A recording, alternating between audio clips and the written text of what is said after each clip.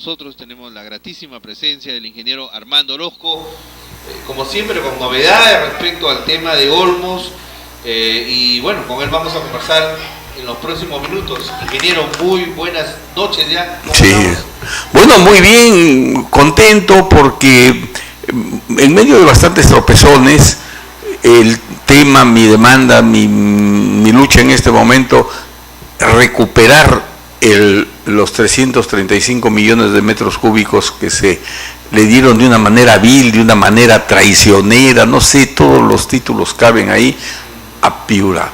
Y no se los ganó Piura, se los regaló Yehude Simón, se los regaló, ¿cómo te llamas? Velázquez Quesquén. Corrieron, Alan García dijo, necesitamos esa plata, y corrieron en 24 horas. ¿Usted diría que Simón Munar o Velázquez Quesquén, entre otros, son quinta columna para los intereses de la Lambayeque? Bueno, quinta columna, sí, algo por el estilo. Ellos, mire, aquí hay una cosa sumamente grave. Ya, puede ser en el año 2002, cuando hay un convenio entre Proinversión, la región y PEOT. ¿Y qué es ese convenio? Hay leyes que se han hecho y que dicen que es la empresa privada la que debe llevar adelante los grandes proyectos, porque el Estado y los peruanos no valemos para nada. Si no vienen los extranjeros, no se hace nada. Y entonces, con ese título, con ese telón de fondo, se hace este acuerdo. ¿Para qué? Para, en base a esas leyes, ya entrar al detalle y decir cómo es que el proyecto Olmos debe pasar del Estado a manos privadas. Ya, y bueno, las leyes estas son bastantes, son largas, no me voy a ocupar de ello, pero sí me voy a ocupar de una cosa, por lo menos tres asuntos muy puntuales. Este convenio, ya en el año 2002, este convenio da origen a un documento que se publica el año 2003 y que son las bases para incorporar Olmos el proyecto hidroenergético y de irrigación Olmos a la empresa privada, al interés de la empresa privada. Y entonces comienza primero, como me parece normal, diciendo cuáles son las obras. Y luego dice, estas obras valen 112 millones de dólares. Y luego dice, el Estado peruano aporta, regala 77 millones de dólares. Es decir, primer tema, ¿cómo es posible que a una obra que valga 112 millones de dólares se le regale 77? El Estado peruano le regale a la empresa brasilera, que claro, en ese momento puede alegarse, no se sabían que eran unos delincuentes, ahora ya no hay nada que hacer. Pero ahora eso es indiscutible. Ya, en ese momento se olía muy mal las cosas de Odebrecht, pero pasó. Bueno, lo que sí se sabía ya en ese tiempo, ingeniero, es que había un proceso de enconchabamiento con las altas autoridades del Estado, el tema de la relación, por ejemplo, de García desde el año 85. Exacto, o sea, ya traía bastante. No era ninguna novedad. No, que eran corruptos, no había novedad. Ahora podríamos diferenciar entre corruptos y delincuentes. Después ya nos dimos cuenta que no solo eran corruptos, sino delincuentes. Porque mire, pero ¿por qué han podido pasar de corruptos a delincuentes? Gracias a la ayuda de gente como Yehude Simón, como Quesquén, como el congresista Ken, sí, bueno, pues ya no sé, Caballa también le voy yo por ahí. Bueno, para ser más claro. Ya, bueno, ya, entonces, ¿por qué? Porque ellos le abren el camino, le dan todo. ¿Y qué pasa aquí? Ya, entonces, este conjunto de organismos oficiales del Perú, a cargo de gente que gana unos sueldos fabulosos y que están allí para defender los intereses del Perú. O en teoría. Ya. Entra, fíjese, primer bache. ¿Quién puede dar ese bache? ¿Cómo? El peor de los... la verdulera de donde sea, y sin ningún intento de insulto, simplemente porque se trata de personas que no han llegado a la universidad, en fin, y no pueden tener un conocimiento relativamente bajo de los asuntos comerciales. A nadie se le ocurre darle el 70% del valor de la obra de regalo. Esta gente no se dio cuenta, los ilustres, los potentados, los que les daban el Estado esos sueldos, esas gollerías, por su enorme conocimiento y por su enorme patriotismo, no se dieron cuenta que estaban regalándole el 70% del valor. ¿Ya? Primer paso, solo primer paso, porque son muchos. ¿Ya? Bueno, con este documento así, pero perdón. ¿Y cuál es una primera conclusión? Que como las obras valen 112 y el Estado pone 77, entonces lo que tiene que poner el mal llamado, ¿cómo se llama el que adquiere la obra, el derecho, ¿cómo se llama esto? El concesionario, son 35 millones de dólares. Este mismo documento de junio del año 2003 dice en otra parte, se tomarán seguros y no sé cuándo, y por 35 millones de dólares más los gastos, intereses, impuestos y una ganancia considerable del concesionario, pero nada más. Ya, si hacemos un cálculo y comparamos cuánto paga el Perú a la CAF, no a un banco cualquiera, a la CAF por los 77 millones de dólares, nos encontramos que paga el valor del préstamo más 79%. ¿En qué tiempo? En 25 años, en las mismas condiciones que se hacen todos los préstamos de este caso para este proyecto. Ahora, acá tengo en mis manos una carta de la comunidad campesina. ¿Por qué no lo dejamos por un poquito? Porque eso es un poquito, eso también es muy interesante. Ya, entonces llegamos al contrato, con esto hay una convocatoria y vienen, me parece que 10 interesados que están luchando por decir lo que están viendo cómo ganar la buena pro, ¿ya? Y esto termina como siempre, como ha sido creo que 20 veces, salen todos Odebrecht solo.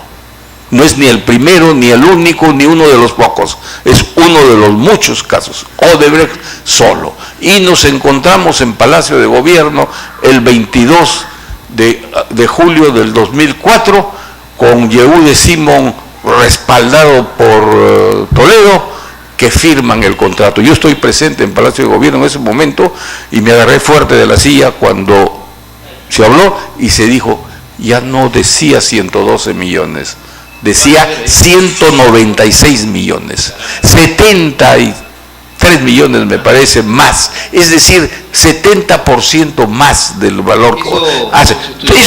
Eso es absolutamente ilegal. ¿Eso constituye un gran faenón para algunos? Bueno, primero para Odebrecht sí, porque le regalaban el 70% y le daban una plata con el 70% y ya no. Primero le regalaban el 70% porque era la obra, claro. Y segundo le volvían a regalar el 70% ya de regalo. Pero pues. Eso no se como estaban regalando gratuitamente. Y yo espero que no, yo confío que no. Y yo pido una investigación profunda por eso. Debió haber existido una gran coimisión. Por lo menos la nación peruana se necesita de una explicación, porque el tema no termina allí. ¿Ya? En otra parte de ese documento del 2003 dice, para pagar al concesionario estos 35 millones de dólares y nada más, ese nada más no es mío, es del documento, ya figura en el documento, dice, se dará un valor al agua, se venderá el agua para pagar, el agua se venderá exclusivamente para pagar 35 millones. Hecho el cálculo igual que el anterior y decimos 35 millones más el 79%, es más o menos 60 millones. O sea, que si el gobierno peruano, si estos brillantes consejeros que tanto ganan por su gran saber, le hubieran dicho al gobierno, oye, ¿para qué vas a correr riesgo? Hagamos un préstamo en la CAF en vez de 77, pues un poquito más, a 112, pagamos todo y se acabó. No, fuimos al precio del agua, ¿ya? El precio del agua era decisorio. ¿Por qué? Porque el que presentaba el mejor precio del agua era el ganador de la obra. Pero resulta que con estas maniobras ya hechas de acuerdo entre estos maravillosos y grandes funcionarios peruanos y los delincuentes del Brasil, ya nos encontramos que eso no se podía porque había un único postor. Estos de 10 postores terminaron un único postor. Entonces salió una idea maravillosa, extraordinaria, una comisión especial para que diga cuál es el valor que técnicamente debería debería costar el agua, pagarse por el agua, por el pase del agua. Ya esa comisión, yo tengo algunas dudas, pero me parece que la preside Enrique Salazar. Se forma una comisión que Quique Salazar, ya, pero no sé quién. Pero el tema es que este es un fenómeno de la naturaleza. Por favor, recuérdese, 112 menos 77, 35, solo se debe pagar sobre 35, y viene el precio del agua. ¿Y qué pasa? Una cosa maravillosa, algo extraordinario, porque este es el segundo paso de la depredación de la economía peruana dentro de la primera fase, de la fase de trasvase del proyecto Olmos. Dicen el agua vale 6 centavos 752 milésimos de dólar. Eso es lo que, o sea, la comisión, en una forma que tendrán que explicarlo alguna vez, llega a un precio del agua y que después debe haber pagado por eso, porque le deje ese precio. ¿Por qué? Porque cuando usted multiplica el valor del agua por 409 millones de dólares, estamos hablando de casi 7 centavos, y dice 409 millones que se pagan sí o sí, se use o no se use, llueva o no llueva, llegue o no llegue, se pagan, y se están pagando hace 3 años o 4 por eso hubo gran apuro en comenzar, en entregar las obras del túnel, y por supuesto que estas autoridades ayudaron a Odebrecht a conseguir que ya se entregue, el gobierno reciba, para que comiencen a recibir del orden de 30 millones de dólares al año durante 16 pagos, y haciendo un cálculo grueso, ya 30 millones por 16 pagos, estamos hablando de 480 millones de dólares para pagar, y aquí me han hablado mucho, pero la plata crece con el tiempo. Sí, si hubiéramos hecho un préstamo de 35 millones para pagarse en 25 años, con 5 años de gracia, el Perú hubiera pagado del orden de 60 millones de dólares, y no, pero no los 480 millones de dólares, ¿ya? Y por favor, todavía no termina ahí el cuento, porque falta cobrar 2 escándalos más, un escándalo que es la sumatoria de 2. Se reclaman daños. Sería larguísimo explicar que no hay posibilidades de un daño con el topo en el túnel. Eso es imposible. Eso es el TBM, no se puede hacer. Si alguien tiene interés, por favor, con todo gusto se lo explico. Pido disculpas al público porque sería largo explicar algo, pero es imposible. Ingeniero, eso evidencia que hay más de un funcionario que se ha enriquecido. Pero pagar solo en el agua, ¿cómo se llama?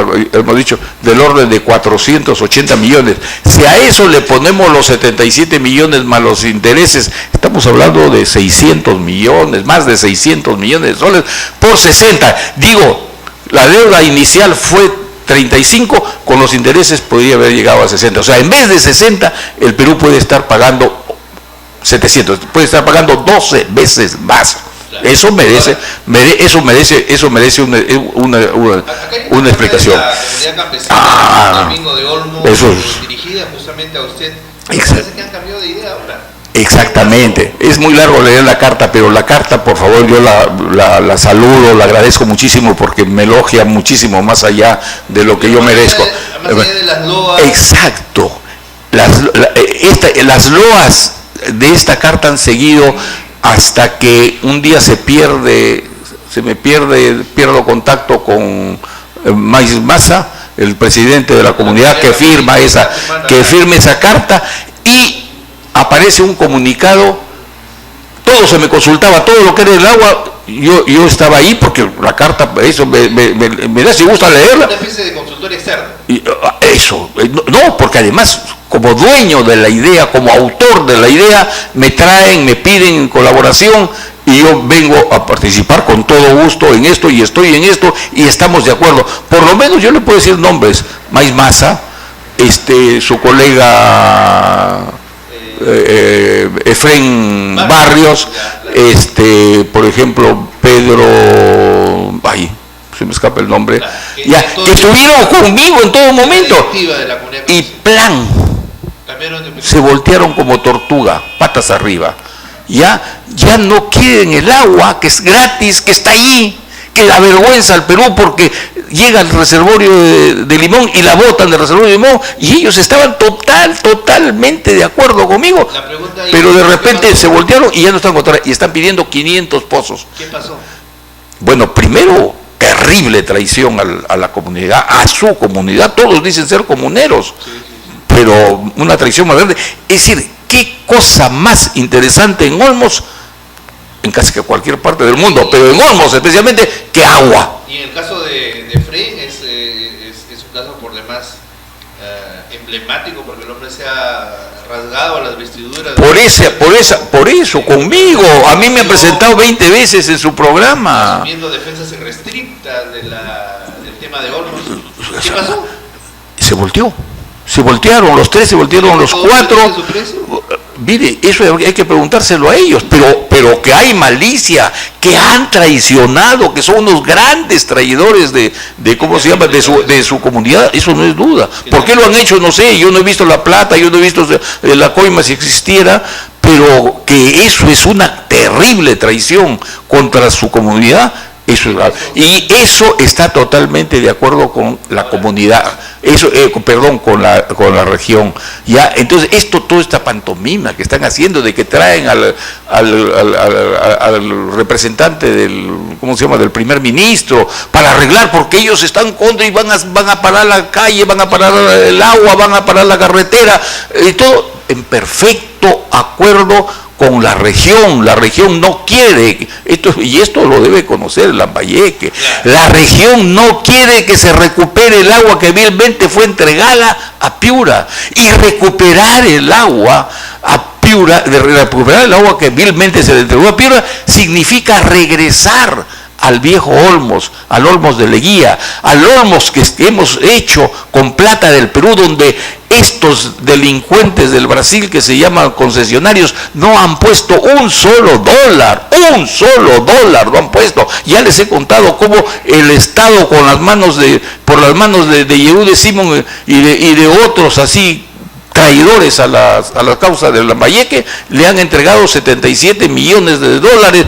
para que no pongan un solo. Pero además de eso que al Perú le debió costar 60 millones de dólares como máximo, después de pagar intereses y todo, le está costando no menos de 700 o 800. Finalmente, ingeniero, ¿cómo va este tema de la demanda de restitución al proyecto Olmos del agua transferida al proyecto Alto Perú? Mire, yo estoy muy contento porque las instituciones lambayecanas están reaccionando. Se podría decir con tardanza, tal vez, no sé. Si eso es una crítica, hagamos. Pero creo que lo están haciendo con fuerza, creo que lo están haciendo con sinceridad. Anoche había una reunión en el colegio de médicos. ¿Por qué en el colegio de médicos? Porque el decano médico es algo así como el presidente del consejo de decanos, de todos los decanos, del consejo de decanos de Lambayeque. Entonces él ha invitado. No han ido todos, ha habido problemas con la convocatoria, no sé de qué tipo, no sé de qué orden, 4, 5, pero sí, pero han estado varios. Ya, está el colegio de ingenieros, hasta el colegio de ingenieros, colegio de abogados, maestros, médicos, sí, yo creo que deben haber 7, 8.